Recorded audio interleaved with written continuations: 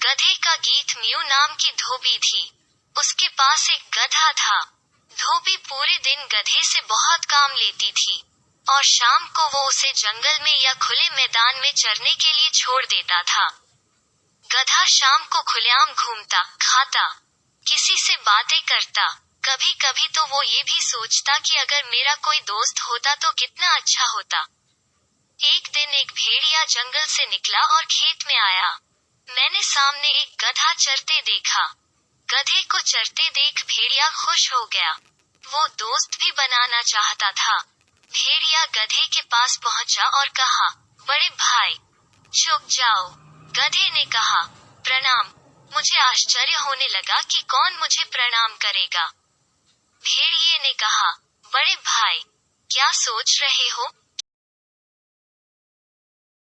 आपकी दोस्ती नहीं होगी? गधे ने क्षेत्र में मुझसे कहा, क्यों नहीं, क्यों नहीं, मैं करूंगा। भाई, आज मैं बहुत खुश हूँ कि कोई मुझे यह साष्टांग प्रणाम कर रहा है, वरना मेरे जैसे बदनसीब जानवर को खुश करने वाला यहाँ कोई नहीं है। गधे की बात सुनकर भेड़िया हंस पड़ा। भेड़िया को मुस्कुराता देख गधा भी हंसने लगा। दोनों एक ही समय में दोस्त बन गए।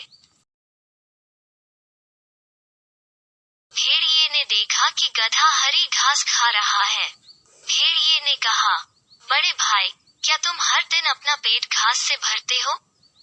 गधा कहता है, दा भाई हाँ, मेरा पेट भरा हुआ है। 6 माह मेरा भोजन और मेरी साथी है।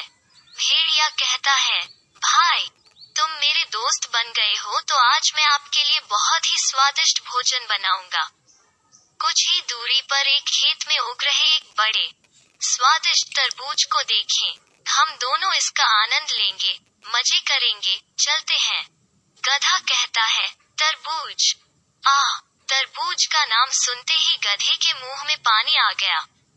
तुरंत गधा अपने दोस्त भेड़िए के साथ तरबूज खाने के लिए खेत में आया। दोनों खुशी खुशी खाने लगे। दोनों खुशी खुशी बातें करने लगे।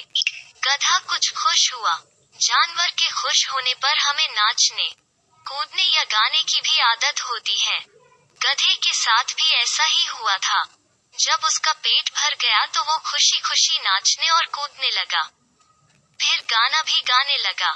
जब उसने गधे को कर्कश कर्कश कर्कश स्वर में गाते देखा, तो उसने कहा, इस तरह शोर मत करो।